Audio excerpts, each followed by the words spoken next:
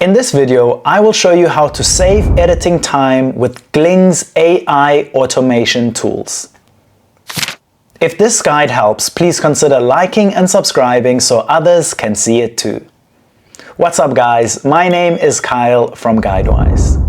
Upload your clip to Gling.ai, select Edit with AI. You can then turn on automated features like cut silences, cut bad takes, remove filler words.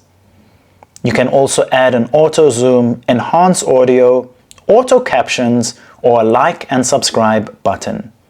Once you have selected your options, click Enhance and Edit. Once it has processed, review your timeline and make any necessary changes manually. And when you are happy with your changes, you can then export your video in the top right corner. This workflow removes most of the manual cutting. If this video helped, don't forget to like and subscribe.